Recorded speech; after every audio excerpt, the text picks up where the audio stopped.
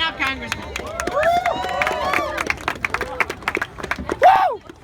Kansas. Are there other folks from Kansas here? At least one. I must know, again, Congressman Tim Huelskamp from Kansas. It is a pleasure to be here. But I want to note the Mountain Sales ladies that just left. It is a small world. My wife actually is a graduate of that high school. I wish they were still here, but we are joined for a number of reasons here today, and that's the fact that in America today, this administration has decided there's a very grievous sin. And the grievous sin, according to this administration, is to disagree with him.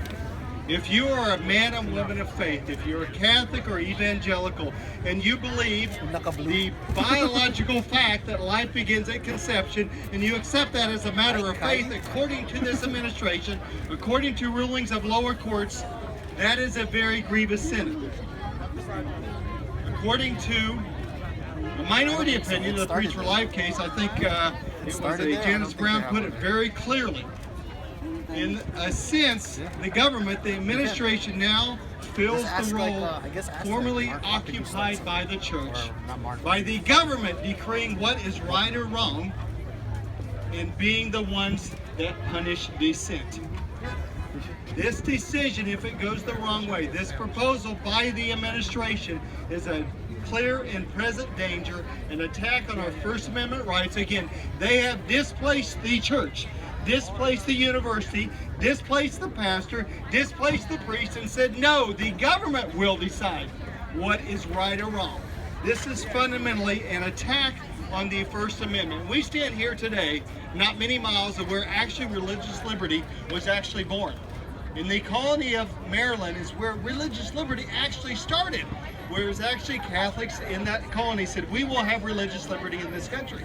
It didn't come with the founders. It came with folks in certain colonies, and we stand here today with this court having a decision.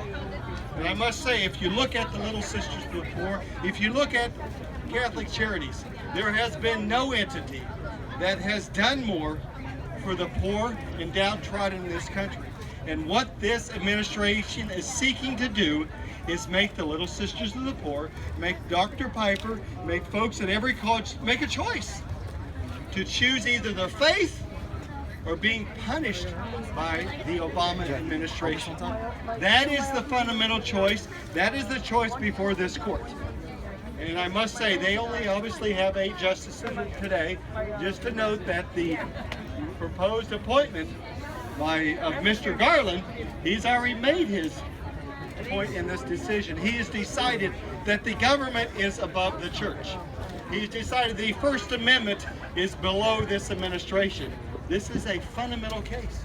I was out here about a month ago, another case, a pro-life case, and it was full of folks on both sides. But this is as important, because if you can undermine the First Amendment, if you can determine and make the declaration that the President of the United States is more important than your faith, fundamentally, that is a clear and present danger to not only our church, to our faith, but to our country, and not only those who agree with us.